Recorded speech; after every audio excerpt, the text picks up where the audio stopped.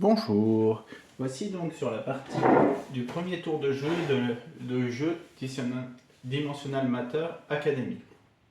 Pour cela, on va vous montrer comment on fait un tour de jeu. Donc, pour commencer, on a donc le plateau général, le plateau de héros, le plateau de civilisation, il y en a un par joueur.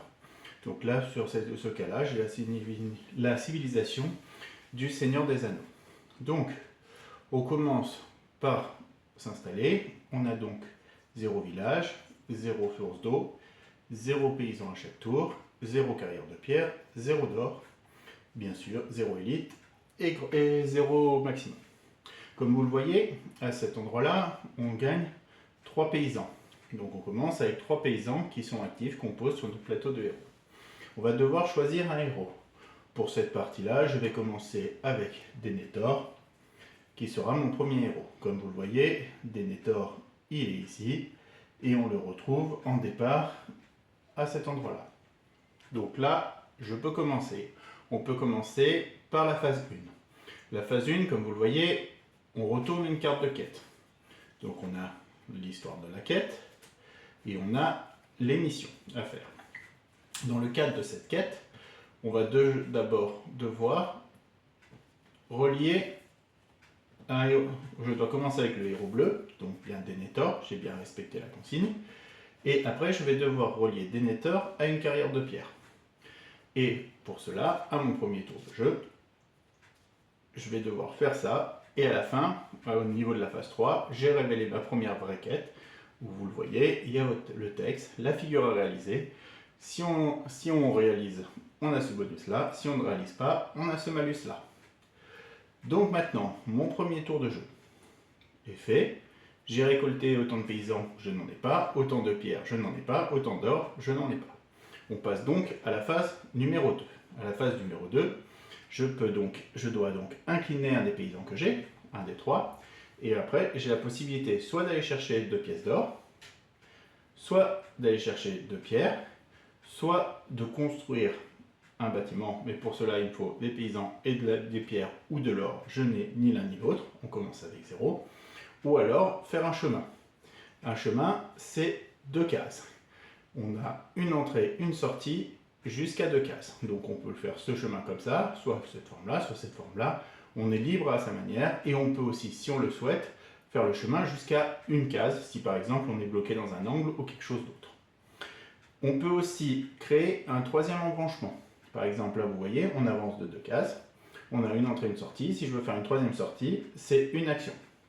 Donc soit comme ça, comme on en a besoin pour faire un troisième embranchement. Donc là, mon premier paysan, je l'ai activé, je vais faire une route. Mon objectif sera d'aller jusqu'à une carrière. Je vais donc faire ce chemin-là. Une entrée, une sortie, et je viens ici. Mon deuxième paysan, puisque je ne suis pas assez loin pour la route, je vais aller jusqu'à ma carrière. Or, comme vous le voyez, j'ai fait mon chemin, je traverse une case avec de la connaissance. Donc la connaissance, je peux augmenter soit mes compétences militaires de mon héros actif, soit mes connaissances de construction de mon héros actif. Dans ce cas-là, j'ai plutôt intérêt avec Denethor d'utiliser ma connaissance pour aller là. Comme vous le voyez, j'augmente de 1 mon niveau de pierre, ce qui fait qu'au prochain tour, je pourrai avoir une pierre de plus quand je serai à la phase numéro 1. J'ai relié ma carrière de pierre. Il me reste un paysan d'actif. Or, pour construire une carrière de pierre, il faut que j'active un paysan et après que je le défausse. Donc j'active ce paysan pour faire l'action. Avec l'action construction, je défausse un de mes paysans, lui par exemple, et je peux construire une carrière de pierre. Donc j'ai construit une carrière de pierre, ce qui m'augmente encore mon niveau de pierre. Je suis à 2. Est-ce que j'ai réussi ma mission? J'ai réussi ma mission, donc je gagne un paysan actif, qui arrive, et 2 pierres. Donc j'ai gagné 2 pierres. Comme j'ai encore un paysan actif, je peux l'activer pour, par exemple, faire un chemin et repartir d'un bâtiment, parce qu'un bâtiment est construit, on peut repartir de là où on veut, et par exemple, faire ce chemin-là, pour avoir un de connaissance et préparer un de connaissance au suivant. Et là, je vais cocher ici, parce que si j'arrive à ce bonus-là, j'aurai le droit à un paysan par tour, qui arrivera à chaque début de tour. J'ai tous mes paysans qui sont actifs, sont passifs, ma phase 2 est finie. On passe donc à la phase 3. La phase 3, c'est à lancer la figure pour le héros. Donc, je commence avec 3D, tout le monde commence avec 3D. Si j'ai un élite, or j'ai pas construit d'élite, c'est cela. J'ai un dé de plus. Si j'ai l'ultime qui est ici, je peux changer la phase d'un dé. Et si j'ai un soldat, je n'en ai pas. Je peux relancer, je peux faire plus 1 ou moins 1. Donc j'ai le droit à 3 lancers pour essayer de faire une paire. Je commence, je fais une paire, j'ai de la chance. J'ai beaucoup de chance au premier lancer d'avoir de la paire. Ce qui me donne un point de paix. Comme j'ai réussi, j'augmente de 1 point de paix. Les points de paix, dans les scénarios, c'est celui qui aura le plus de paix qui gagnera. Donc je viens de gagner un point de victoire. Si par hasard, au bout des 3 lancers, par exemple, les 3 lancers, je n'y arrive pas, comme là, j'aurais eu le malus. Le malus, dans ce cas-là, c'est mon voisin de droite qui va me cocher une des cases connaissances. Bon, par exemple, il va cocher celle-ci, et je ne pourrai plus jamais passer par cette case-là. Voilà, j'ai fait mon premier tour de jeu. Il est fini. On passe donc au deuxième tour de jeu. Deuxième tour de jeu, je retourne la carte de quête. Je récupère mes pierres, donc là j'ai pas de paysan, je gagne 2 pierres, je gagne pas d'or, je n'ai pas de soldats, et ainsi de suite. La mission suivante que je dois faire, c'est construire un bâtiment or. Un bâtiment or, c'est ceux qui sont en jaune. Donc il va falloir que je construise un bâtiment or. Pour construire un bâtiment or, je vois qu'il me faudra 4 pierres. Parfait, j'en ai 4. Il me faudra 2 paysans. Parfait, défausser 2 paysans, parfait, j'en ai 3. Maintenant, il faut que je m'approche d'un bâtiment or. Donc je vais m'approcher du bâtiment or, je vais aller sur Osgiliath. Je réactive mes paysans. Et je vais donc aller chercher Osgiliath. Donc je vais partir d'ici. Et puis je vais faire un chemin de 2 cases. J'active un de connaissance. Parfait. Ça me permet de débloquer ce bonus-là qui me permettra d'avoir un paysan à chaque début de tour. En plus de ceux que j'ai. Je vais utiliser un de mes paysans pour pouvoir faire l'action construire. Dans l'action construire, il faut que je défausse 4 pierres, très bien, plus 2 paysans. Hop, et je peux construire Osgiliath. Osgiliath me permet de débloquer un paysan de ce niveau-là et me permet de gagner 2 de connaissances. Parfait, Denethor, il va me débloquer une mine de plus. Et maintenant, j'ai ce bâtiment-là, qui me donne le bonus de gagner 2 d'or. Super. Et un nouveau paysan actif, en sachant que j'en ai encore un. Et comme vous le voyez, maintenant, je peux avoir jusqu'à 5 paysans, puisque j'ai agrandi mon royaume avec une nouvelle ville dans le cadre de Osgiliath. Je vais finir mon tour en dépensant un paysan pour faire un chemin, par exemple ici, ce qui me permet d'augmenter Denethor jusqu'à ce niveau-là et gagner un P. Et avec le dernier chemin, je vais commencer à aller chercher de l'eau et je vais faire ce chemin-là. Ce qui me permet d'aller chercher de l'eau. Donc de l'eau, je la coche là.